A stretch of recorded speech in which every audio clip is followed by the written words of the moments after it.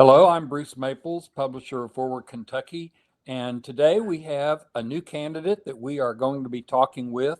Before we begin, I want to remind you that you can become a member of Forward Kentucky by going to forwardky.com/join. We have free memberships, we have paid memberships with more perks. So those are things you might want to consider, and we'd love to have you become part of the Forward Kentucky family. So today we are talking with Vicki Quisenberry, who is running for state senate. Vicki, welcome to Moving Kentucky Forward. I'm delighted to be here. We're glad to have you. I'm very fascinated by the fact that I believe I was told that you did a lot of work recruiting candidates. Is that correct? I think your rumors are true. Well, tell me more about that, and you might speak up just a little bit. Okay. Well, basically, about 2 years ago, there were a couple of folks in my conference room. I have a commercial office complex with a conference room that sometimes I allow people to use. And they were talking about recruiting candidates. And I said, well, when do you need people? And they said, oh, January. And this was just a few weeks away. And I said, well, I can't do anything about that, but I'd be glad to see what I can do for the next election cycle. So I think one of the main concerns that we have, not only here in our area, but throughout the state of Kentucky, is that people don't have choices. Mm-hmm. And that's what we're hearing everywhere, is that we just want a choice. Not necessarily perfect candidates, but we want a choice. So that's kind of what we worked with over a couple of years. Okay. And so what caused you to go from recruiting other people to run to deciding, okay, I'm going to run? Oh, that's an interesting story. So one of the things that I did when I was recruiting candidates to run is reach out to people. Some of them I knew well, some of them I had just met. What I was finding is that there were a lot of people who were not real happy about the 2024 election results, and they just need to do something. And so I started getting these groups of people together, and we went through several exercises. What qualities do you look for in candidates? Mm-hmm. And then the next exercise was, who do you know in our community that has these qualities that you would vote for? Mm-hmm. And interestingly enough, the first time we went through that exercise, the folks in the room made me put my name on the list. And I was like, no, I'll find somebody that'll run for this. And so there was one spot that was going to be open and not giving people a choice. And the folks in the room, we put together the qualities and qualifications and things that people would vote for. And they said, you fit the bill. So it wasn't anything I went looking for. I had no intention of running for office until I realized that, they're right. And if I don't do it, who will? Right. So let's wrap up the discussion about recruiting other people, because I want to get to your campaign. Oh, okay. How many other people did you successfully recruit to run for anything? We looked at, we kind of prioritized our thoughts. Mm-hmm. We didn't have anybody running for state office in the last election. So that was a priority. And we had 3 House reps here in 7, 13, and 14 that represent people in Daviess County. Now 14 reaches out also to Ohio and Hancock County as well. Right. And then the state Senate office, which is Daviess, Hancock, and McLean County. Okay. So we definitely wanted somebody to fill all those seats. We were also getting a lot of people who wanted a choice in their county and city government.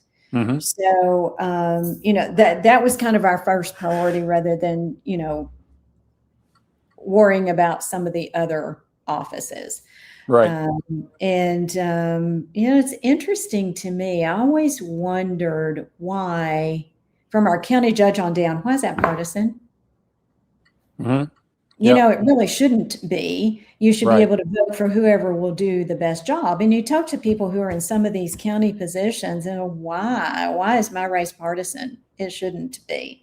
But anyway, so what we tried to do when we recruited candidates is look for people who fit these criteria. Okay. And so, I'm pleased that we were able to give people a choice in all 4 state races. We have people running in 2 of our county seats. We had somebody running in a 3rd seat, and he has dropped out. Rumor has it there's a write-in candidate that's going to be All putting right. it back on the ballot. So there again, we are hoping to give people choices. So did your local Democratic Party help you with this work, or was this something you pretty much did on your own? I kind of did it on behalf of the local Democratic Party. I Okay. really, I wasn't a part of it other than I let them, they lease space from us.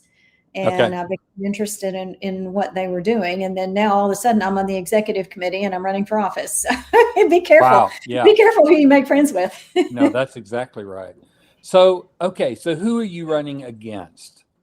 I'm running against the current incumbent, who is Gary Boswell. Okay. And Mr. Boswell's been in the state Senate for how long?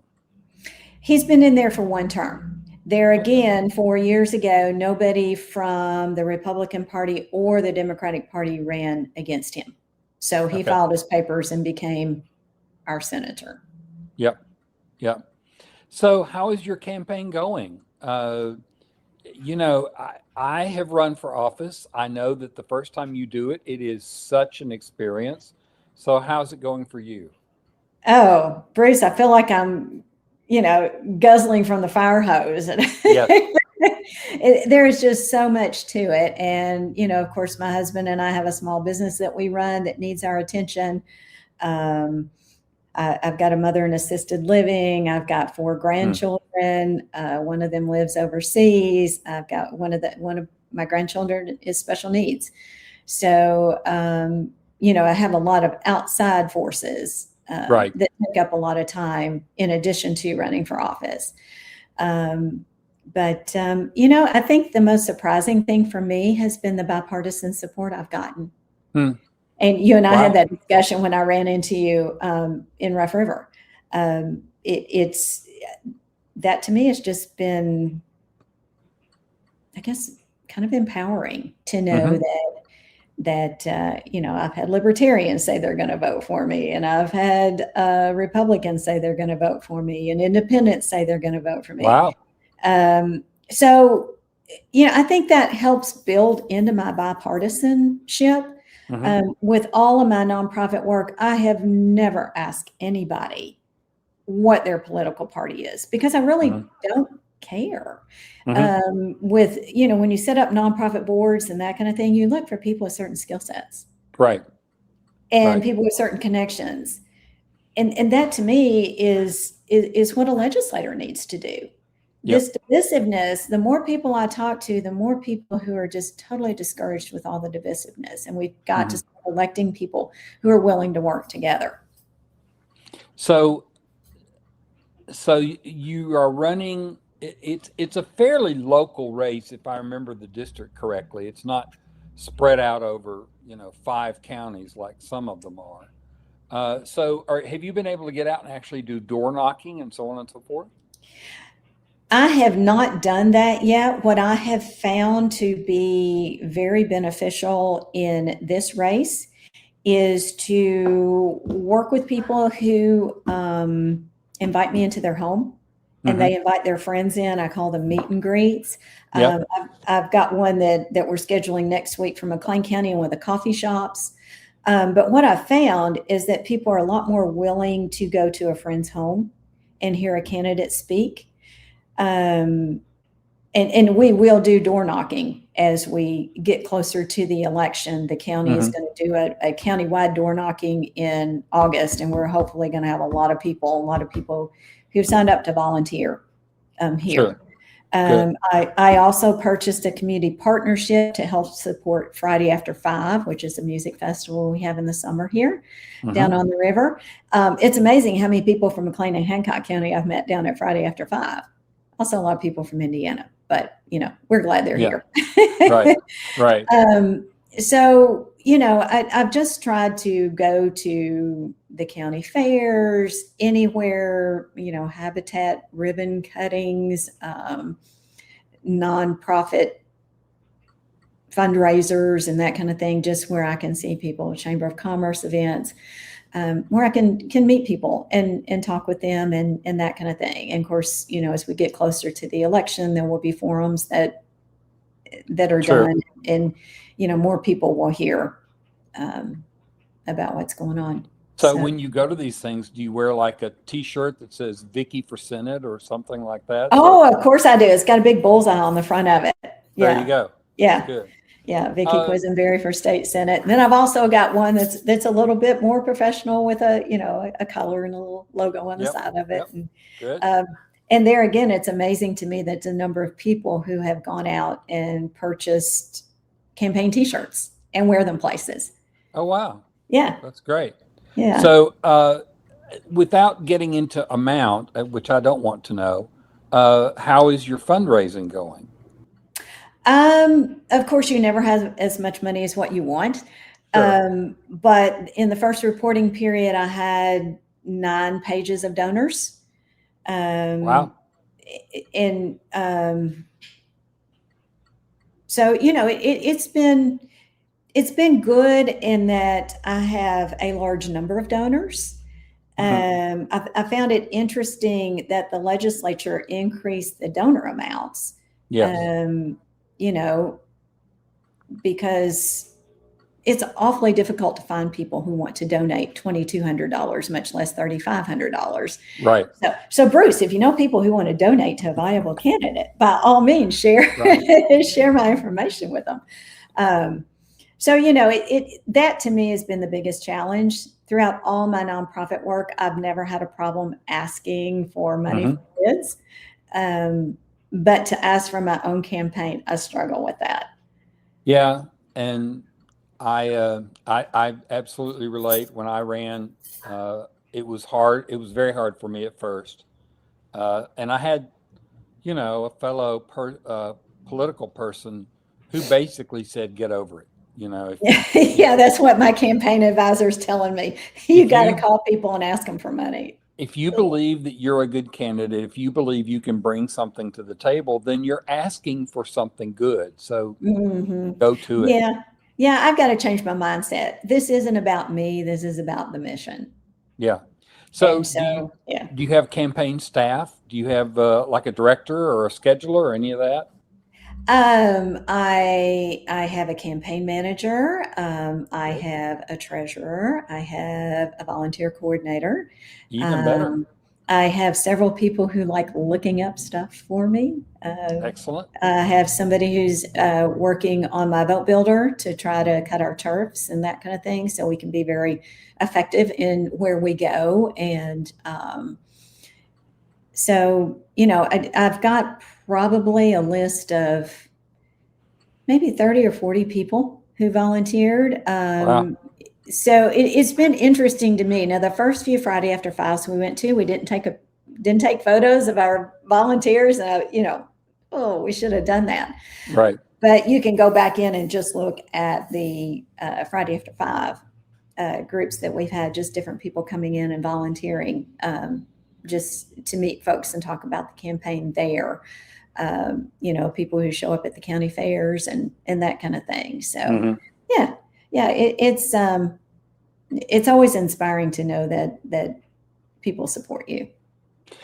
So he was unopposed in the last election, so you don't Hmm. really have a read on what the turnout could look like or anything like that. Do you have any sort of sense about the excitement around your campaign? Do you have any sort of sense of your chances? I mean, obviously you're going to say, "Oh, of course we're going to win," but there's there's races where you go, "Well, it could be tough," and then there's races where you go, "Oh no, it's pretty even. I think we got a shot here. So what would you say to somebody who said, well, what's your chances? What are you thinking? Okay, well, Bruce, I'm kind of a data nerd. So one of the first things I did is go to look at the last race. And what I found most interesting, just in Daviess County, there were 9,195 undervotes. There were people who filled out the ballot and didn't color in his bubble, almost 9,200 of them. Yeah. That to me screams we need a choice. Yes. So, I do take I do take some good vibes from that. In addition to the fact that even though Kentucky was really leaning red in the last election, local registrations here, there's not but about 3 or 4 points difference. Now, the groups that are growing are the independents and libertarians and the Green parties and all these other third parties where people are like, I don't want to be a Democrat or a Republican.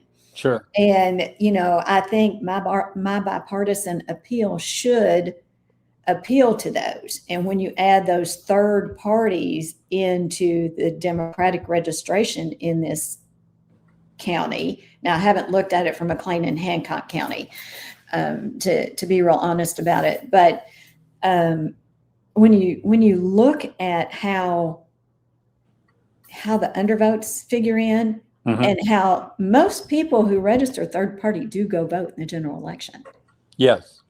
Yes. So when you add those numbers up, yeah, it's a possibility. Okay. You have done quite a bit of work, like you said, nonprofit work. So I assume you have fairly good name recognition. You're not having to tell people who you are very much. Is that correct? Well, it kind of depends on what circles you're operating in. Quite a few people, Owensboro is a very, very giving community with probably more nonprofits per capita than a lot of other places. So in some of the nonprofit, some of the education circles, yes. Some of the business community, the partners that I have worked with through the foundation and through Empowerment Academy and some of the other, groups that I've worked with, there's some name recognition there. One of the things I was disappointed about, my dad had really good name recognition here because he's a former public school superintendent. Right. And I really wanted that Chandler name on the ballot because there would be people who would recognize that I was his daughter and that strong connection with public education. Unfortunately, with Quisenberry's my last name, it was one letter too long to put on the ballot. Yeah. So. Yeah, and that is a shame. I absolutely agree. Do you have many people who are sort of hidden voters or shadow voters who come up to you and go, I can't talk about this publicly, but I'm going to vote for you? Oh, it's funny. I absolutely love it when a Republican comes up to me and says, you have my vote, but don't tell anybody. Yeah. Okay. I've been in the nonprofit world. I can keep secrets. So yeah. So, just knowing that there are many people out there who hopefully will evaluate each race candidate to candidate and not pull that red lever. And that's one of the things that when we were looking for candidates to run, we tried to find candidates in each one of these offices that would pull in Republican votes. Because, if the county judge candidate pulls in Republican votes, then that forces people to look at my race. If I pull in Republican votes, it forces candidates to look at Laurie Campbell's race or Rondalyn's race or Donna's race or Sagan Storm, who's running for county commission here. So each one of us, I think, has that pull where we can pull in Republican donors and third party Republican voters and third party voters for each other. And I think the more that each one of us pull in, the better off we're all going to be. Yep. So you mentioned the divisiveness, which of course is a real thing. But you're running against an incumbent Republican. are you talking much about him or his record, or is there anything there to talk about? Um, oh, yeah, there is a lot to talk about. Just a few weeks ago, one of our county commissioners pointed out that we had an elected official that had entered into a land option with a data center. And it turns out it was my opponent. Oh, wow. Oh, wow. And data centers here are a hot button Man, topic. I'd be hanging that around his neck every time I talked. You know, it's interesting. There are people in the community that are doing that. You know, I want to keep my campaign positive, but I also want to make sure that the voters are educated. And, you know, there again, I just have questions. He had this land lease option with a data company. We don't know what, you know, what the per acre price is for it. Mm-hmm. But he went into the legislative session, and this legislature this year did nothing to protect Kentuckians Yes. from some of the things that could go on with data centers. And to me, an elected public official, public safety should be their number one concern. Mm-hmm. I just have a lot of questions about So that. I have a couple of final questions. One is I attended a class some time ago on communication for candidates, and they introduced the four square matrix about communication. Now, I don't know if you've heard about this. I haven't. Please educate me. Well, I thought it was very effective. Basically, you take a piece of paper, you divide it into 4 squares, and in one square you put the 3 things you would say about yourself. Okay. In another square, you put the 3 things you would say about your opponent. In the third square, you put the 3 things you think your opponent is going to say about themselves. Okay. And in the fourth square, you put the 3 things you think your opponent is going to say about you. Okay. And then that's all you talk about is those 6 bullets and answers to their 6 bullets. Right? Okay. So Okay. you figure out what are they going to say about themselves, and you have an answer for that. Mm-hmm. You figure out what they're going to say about you, and you have an answer for that. So without going into Mr. Boswell, what would be 3 things you would say about yourself? If I just, you're doing a campaign talk. What are 3 things that people should know about Vicki Quisenberry? Oh, goodness. I was just putting a speech together right before I got on with you here. I think they need to know how important family is. Mm-hmm. I'm a mom, I'm a grandmom, I'm a wife, I'm a daughter, I'm an aunt, all of those things. Family is important. Okay. Taking care of your community is very important. And I have a track record that proves that as well. Okay. I've never been afraid to jump into anything. My kids wanted to play rec soccer, and I signed up to be an assistant coach. And you know what? The other person signed up to be an assistant coach, and neither one of us knew anything. Yep. And so I jumped right in. My kids were swimmers, and they needed somebody to run the computer system. That ended up being, all through my kids' middle school and high school. I even helped with college conference meets because that was a skill that I had begged and pleaded for everybody who knew anything about it to teach me. Yep. So, the foundation, I never did really have any nonprofit experience. And I jumped in because it was important to help alleviate some of the financial strains on the district because the legislature wasn't funding public education like it should be. Right. So, I think that I'm not afraid to try something new. Okay.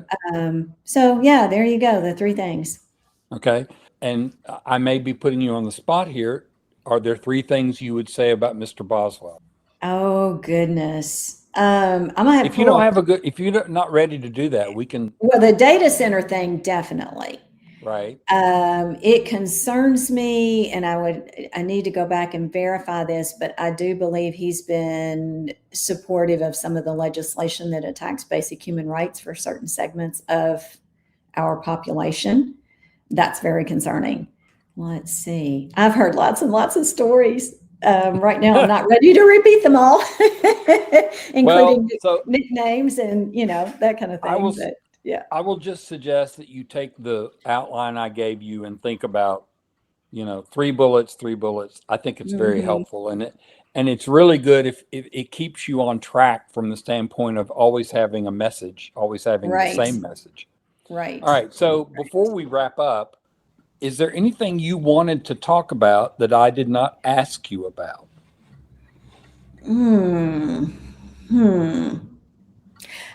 I think more than anything, and that's not anything we can do about what we have going on here, is the lack of choice in some of the other larger areas in Kentucky.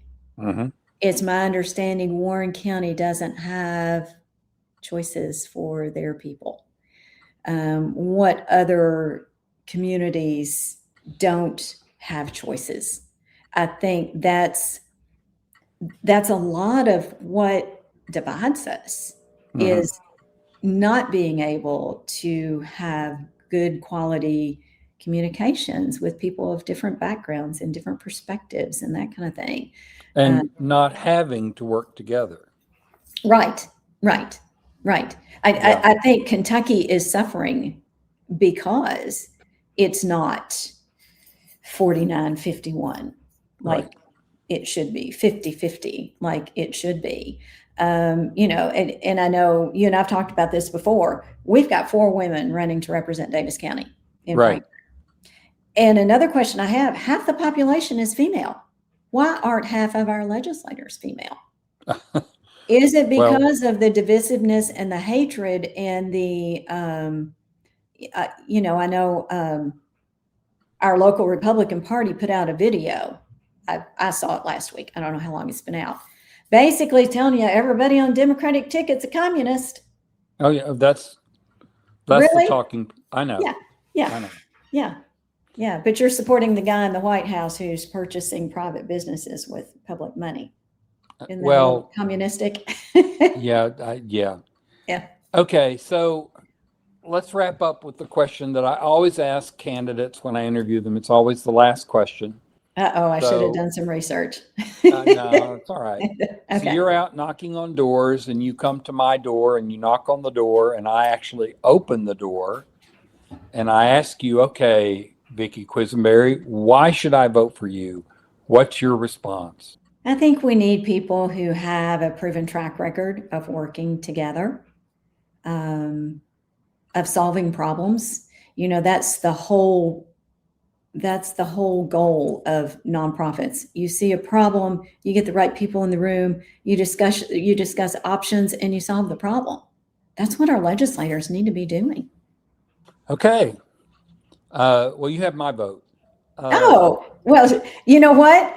Some people would say that yeah, that would work, but yeah, you don't live here, so I Well, there appreciate you that go. though. Vicki Quisenberry running for Kentucky Senate, one of the women running in Daviess County that she helped recruit. And then she got told that she needed to run too. Vicki, thank you so much for being with us. Oh, Bruce, thank you for inviting me. I'm glad I got to spend some time with you.